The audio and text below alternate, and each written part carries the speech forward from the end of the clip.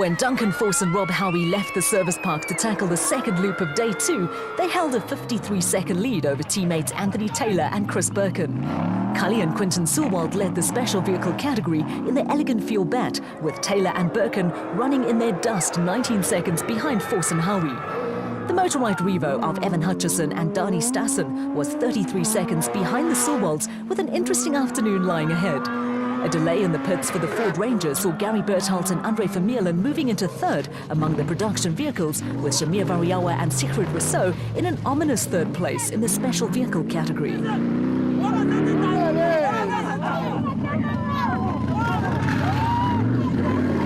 After a trying morning, Herman and Wichard Sulwald were resigned to a difficult afternoon, but off-road racers are not short of pluck and determination.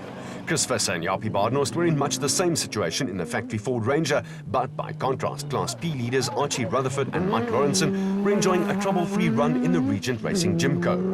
Yanni Visser and Joks Leroux were also enjoying themselves, and Terence Marsh with George Smallberger, who was having his first taste of the Toyota 1000 Desert Race, were doing a good job of maintaining a steady pace and preserving the Regent Racing Nissan Navara.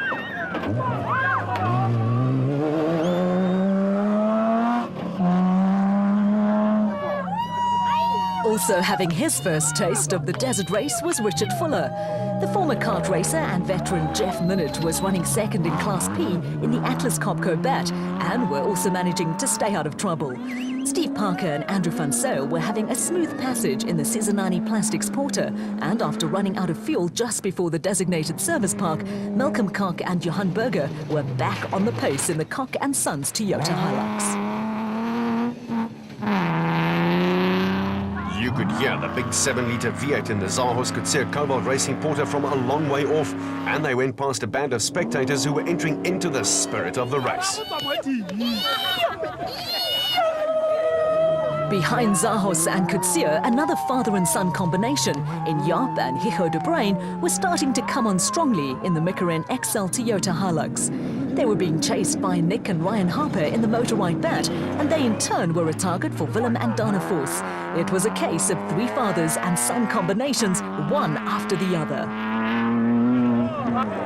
And heaps make for handy vantage points, with local crew Osman Sadiq and Kasim Dada and the Nissan Navara starting to come under attack from the Atlas Copco Bat of Johan van Staden and James Rousseau, who were involved in the incident where Rudy Balzar was injured. Balzar, in fact, was standing outside of his car and was lucky to escape with just a broken jaw. Off-road racing enthusiasts just love river crossings. On the Toyota 1000 Desert Race, river crossings draw spectators like bees to honey.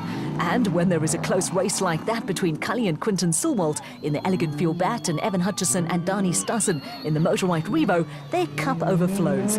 The crowds along the route turn the Toyota 1000 Desert Race into a festival of music and fun, and their reactions provide a boost for hard-working crews. At the front of the production vehicle field, the battered Team Castrol Toyota Hilux of Anthony Taylor and Chris Birkin was back in the lead.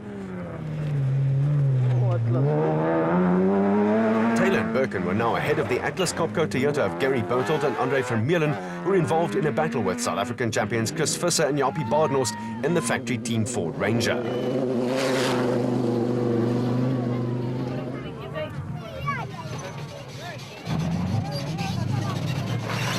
The law was out in force along the route, but the crowds were generally well behaved, with spectators at this river crossing a little disappointed that Shamir Variawa and Sigrid Rousseau did not charge in with all guns blazing.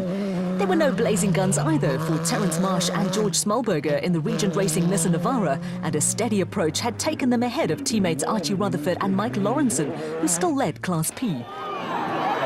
The Yanni Visser Joks Leroux International Toyota Hilux was also making good progress, with the Northwest Province crew reveling in familiar conditions. Behind them, Steve Parker and Andrew van Zyl had hardly put a wheel wrong all day in the Sizanani Porter, and Richard Fuller and Jeff Minnitt were still a strong second in Class P in the Atlas Copco Bat.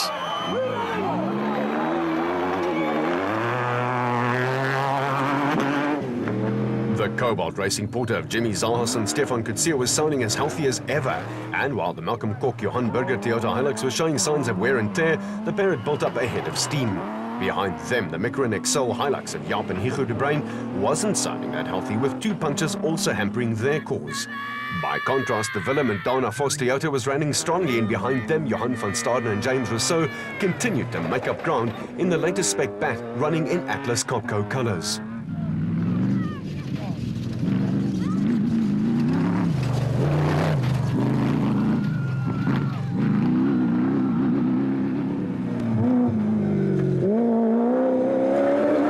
With the new prop shaft and 4-wheel drive once again functional, Christian de Ploy and Henk Janse van Vieren were making up places in the RFS BMW, and one of their victims was the Works Castrol Toyota of Duncan Vos and Rob Howie, which was in cruise mode with fuel pressure problems ruining their day. A little further back, Botswana crew Osman Sadiq and Kasim Dada were soldiering on in the Nissan Navara, while things went from bad to worse for Herman and Wichert Sulwald. They had lost ground after a litany of problems, and brothers David and Gary White had also had a trying day in the Rubicon Bat, with fuel pressure also a problem for them. The Toyota 1000 Desert Race attracts spectators of all ages, and they patiently wait for the whole field to go by.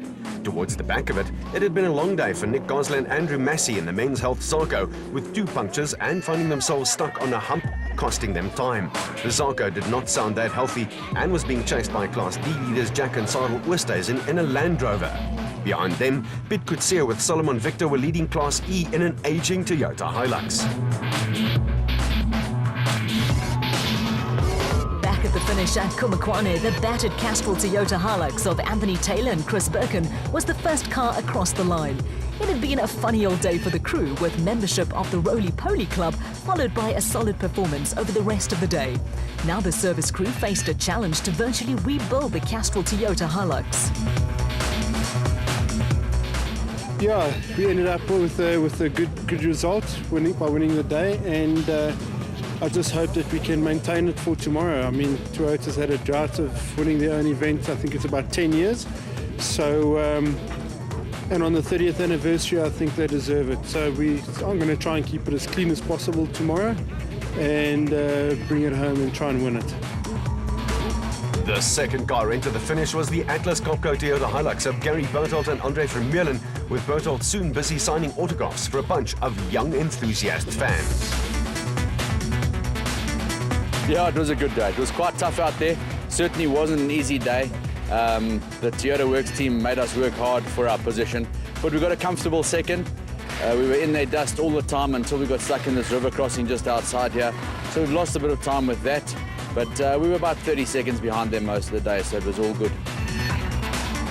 After a trying second loop with 2 punctures and an encounter with a tree, Chris Visser and Japie Badenhorst brought the Ford Ranger TDCI home in 3rd place. There was also plenty of work to keep the Ford service crew occupied for an hour or 2. Yeah, I must say it went lekker. The whole day was good for us. We had some bad luck with punches the whole day. Yeah, we had 4 punches today, and 1 on the first lap and 2 on the second lap, and we finished here with a puncher. So yeah, it was. I think there's something wrong with the welding or something. But anyway, other than that, yeah, it was a great day. No other problems. Yes, the car was handling lekker and it was going lekker, and everything was just good for us. But unfortunately for the punches, but luckily tomorrow is still a long day. There was a handy overnight lead of nearly 5 minutes for Anthony Taylor and Chris Birkin, with 6.5 minutes separating the first 3 cars. After a day-long cat-and-mouse battle with SA champions Cully and Quinton Sulwald, the Hutchison Stassen Motorrad Revo took the lead 2 kilometers from the finish, with just 18 seconds separating the 2 crews after more than 500 k's of racing. It was a situation that set up a tantalizing showdown on Racing Section 3 on the final day of the Toyota 1000 Desert Race that was, again, living up to its full expectations. It was a fun day, a really hard day, a hard day's racing, so we had fun. We had a good clean run, no major problems, but tomorrow's another long haul, so we're just hoping to get to the finish and score some good points. 3rd and 4th among the special vehicles were the Atlas Copco bat of Johan van Staden and James Rousseau, and the Verigo Racing bat of Shamir Variawa and Sigrid Rousseau. Mariawa and Rousseau were around 18 minutes behind the leaders, and to score a fourth successive Toyota 1000 Desert Race win had a mountain to climb. I think today it went good, but I think the result is bad because we were up with the guys. And the first time we came right from 27 or 17 up to third in the specials. We were 3 minutes behind the guys, or 4 minutes. But about 150 k's from the end of the race, I had a terrible migraine, and I just couldn't drive. You know, every bump I hit, everything I hit was just so I just backed off, and now I believe the guys got a handsome lead on us. But nevertheless, we're third, and we'll give it the best tomorrow. The race was on between Evan Hutchison and Donnie Stassen, and Colin Quinton Solwart with a great performance from Class B leaders Archie Rutherford and Mike Lawrenson in 5th place overall.